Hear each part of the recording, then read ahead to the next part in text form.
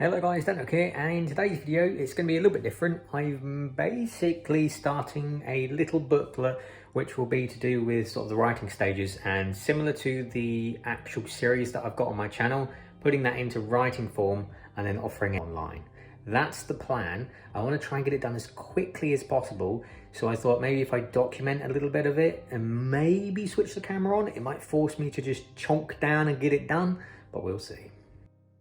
So it's been over a week since that last clip. A week has passed and I've pretty much finished up this how to write a novel book, and essentially just wanted to go over what I've done, what it looks like now, and why I done it in the first place. So if we switch over, we've got this cover, which is kind of half temporary at the moment.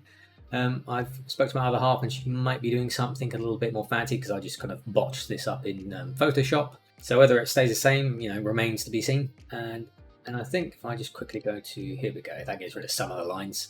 So this is done in InDesign, which is an Adobe software. Didn't really take too much of a learning curve because I have used it before. It can be a little bit convoluted sometimes, but generally speaking, if you just do a quick Google online, you can find out very quickly how to do certain things with it. So yeah, an 11-step guide to writing your book. I've named it a novel idea because it's obviously about a novel idea that you have and you want to turn it into a book. And also because having to write a book on how to write a book is quite a funny idea and, sort of a novel idea, right? But yes, I think first off, this is just going to be in digital format. But yeah, if I just show you through the book, you've got the introduction, which is me basically saying thank you, contents with links to the relevant steps. Step 1, format and software. Talking about, typewriter, pen, paper, computer. I think I did touch upon this just recently, but I've done a little bit of formatting so it's a bit more appealing and not as bland. Gone with sort of the red and the salmon sort of colour. And then it goes on to the software, the backups you can do, because I just like to stress, for new writers, like it's a good habit to back up your work from the get-go, especially if you can automate it and you don't even need to think about it when you're actually doing your work. It's a whole load of weight that's off your shoulders. So that talks about that. So this second step is the spark, which is just about the initial idea that you've had and to expand upon that initial scene or character that you've had in your mind. And you've got gardener and architect, or plotter and pantser. And essentially I recommend to do both, fill out both. And they're both quite small in terms of how much space I've given it, especially sort of in the form factor if I do get it printed. But I feel like the psychology behind having a small space and you completely filling it up chock-a-block is much more positive than giving someone like 5 blank pages. And seeing those blank pages might make you feel a little uneasy if you're a new writer, that you can't fill it all up or that you have to fill it all up. So I thought if I just give them space on the smaller side of things, if you fill it up and you need to get a bit of paper or open up a new document to keep writing more, that's a good thing because it's getting you excited and encouraging you to write without the daunting aspect. So it's a lot easier to fill up a small page and go and expand further than to have tons and tons of space and not fill it all up and feel maybe a little bit bad about it, or feel like it's a little bit imposing or daunting having to sort of fill up all those empty lines. But yes, so the gardener, you just write out your scene. Architect, I say to, once you've sort of done the gardener technique and you write out this rough initial scene that you've got happening with your new idea, then decide where it is, whether it's, in the first act, second act, or end act, beginning, middle, or end.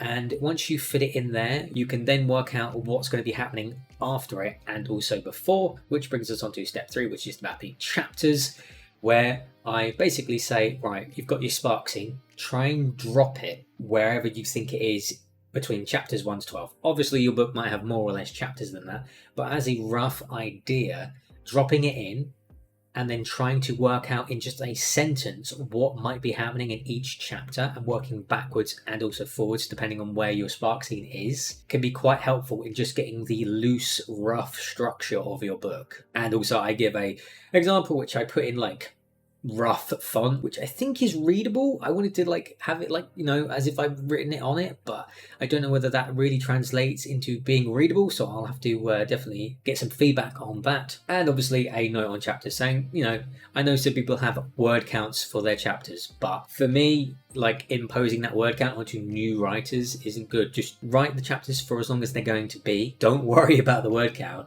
Just do whatever's going to feel natural. And that brings us on to step 4, Fast and Furious, which is just about getting the draft 1 down. Just get your first draft down. absolutely go for it.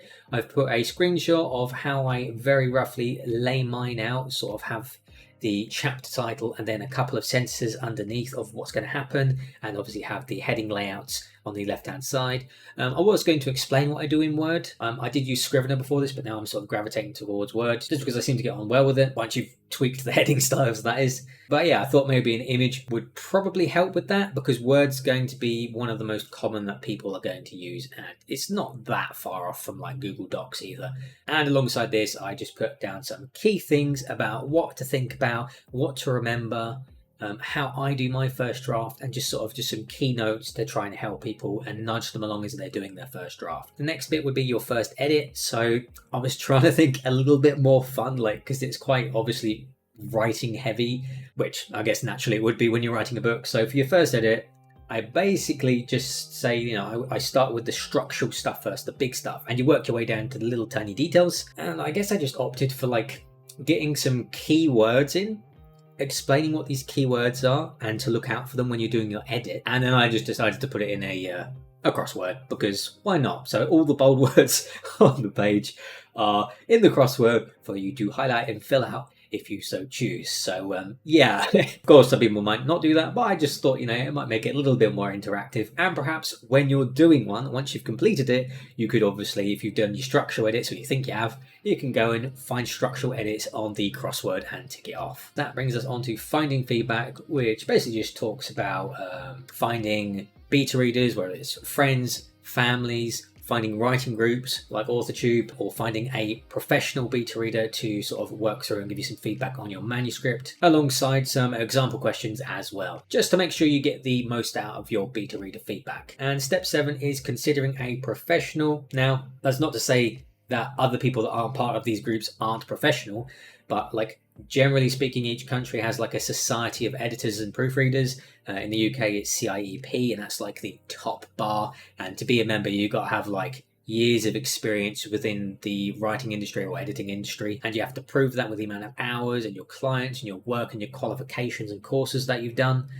And although the pricing is quite steep, I recommend finding an editor and a proofreader that have these sort of qualifications to back them and get your book edited to a professional level, which is what I did for Displaced. I found an editor who sort of works on post-apocalyptic stuff, and she went over it and done an absolutely fantastic job with it. And then I hired out a proofreader who then just caught any last remaining errors. And yes, I did obviously try to do most of the editing myself, but it's just having someone different looking at your book is so valuable. So yeah, this step just basically talks about getting a professional. I also mentioned like places like Fiverr, so you don't have to go for like the big societies. If the prices are too steep, you can just go on Fiverr and like find some people who offer things at a cheaper rate to look at your book, which is partly why I made it, but I'll talk about that at the end. And then it brings us on to step 8, which is marketing, where I mention BookBrush, which is good for sort of making book assets, and also Fiverr again, and about creating buzz for your book, hype, assets, your cover, making a release plan for your marketing content and your book. Whether you're doing pre-order or not, it's still important to have marketing materials ready. Which brings us to the next page, which I use my own examples to hopefully help demonstrate why and how I've made these things. Alongside, hopefully, if someone's working on their book and they see what I've done, it will spark some sort of idea and interest for their own book and what they can make for theirs. So, I mean, I did feel a bit funny about just using my own content, but it is my own content. I don't want to use anyone else's content. So, just focusing on my content. Speak about obviously having a final trailer, having a normal trailer, using assets and branding and props and making the mask and bits and pieces like that, and just sort of highlighting that it's okay to also reuse assets as well. So like the silhouettes from my book cover, they appeared on my mug, they appeared on the bookmarks, they were reused again and again. The mask that my sister made for me, it appeared in the character teaser, it appeared in the photo shoot. So it's okay to reuse assets, and it makes sense as well financially, because if you're paying out to get some marketing assets or you're making them, it will save you both time and money and give you more stuff to post when you're doing your release. And then step 9 for distribution, where I talk about the major 3 options, which is Amazon KDP, Ingram Spark, and Drafty Digital.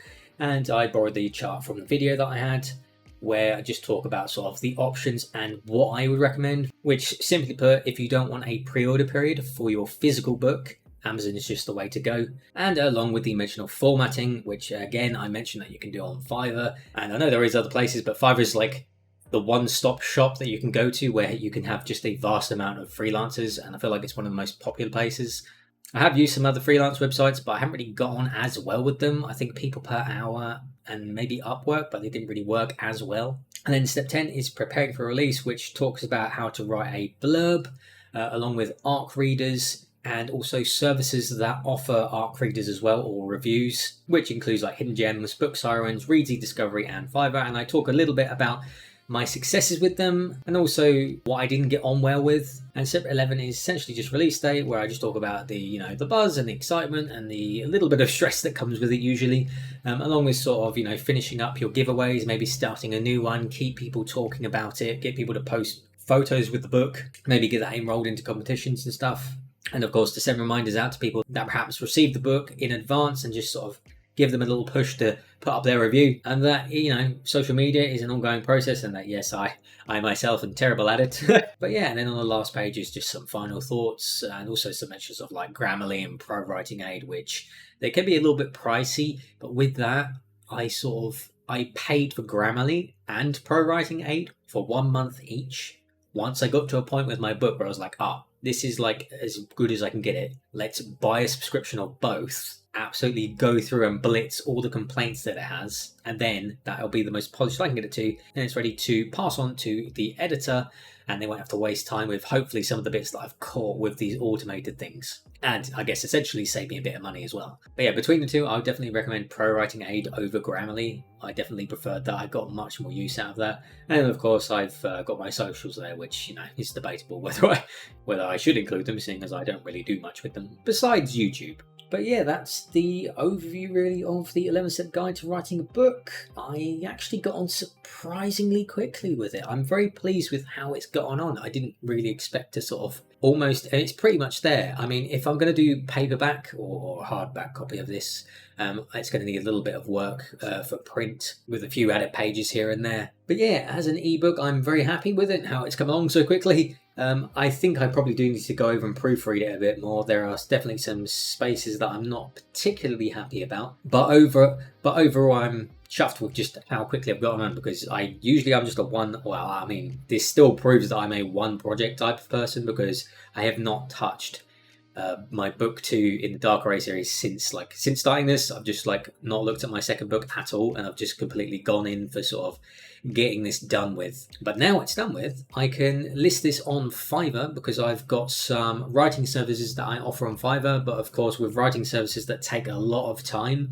obviously cost a bit of money, and just to have something that's cheap and for $5 will hopefully get people in to review my freelance profile, hopefully see that I've over delivered with this $5 book, because I feel like hopefully it's going to deliver some some key information, some key links, and just reassure people that they're going in the right direction. And then of course they have the potential to come back to me and ask me to do any of the services that are mentioned within the book. But of course I don't offer all of them, I only offer some at the moment. But essentially it's just to try and better establish myself on this freelance website. But essentially it was really just sort of all writing, this was all writing. It was all sort of from my video series that I took. I mean, these logos have hyperlinks, which you can add by using right click and going onto hyperlinks. The red sort of borders are just simple red squares that I've just put in and sort of splashed some color on the table. I made in Photoshop. And of course, all these are just from my marketing, just inserted it into the InDesign document. So there's nothing really fancy that's gone on here. I think the fanciest bit was probably the crossword, which took a while to make. But yeah, so, fairly simple stuff. And then for these, I've got hyperlinks that are sort of contained within the document, so you can get across to the right pages quickly. But yeah, I mean, that's it for this video. But yeah, I'm not sure, if you asked me 2 weeks prior, that I would say I would be writing a how to write a novel book. Because although it was on my radar and it was something that I would like to do, I didn't really have the push to do it. But, since speaking to a freelance consultant on Fiverr, who's a professional at it, she gave me some very good advice and essentially just gave me that extra little push to go and do it. But yeah, I hope you enjoyed this video, and I will see you in the next one. Cheers for watching.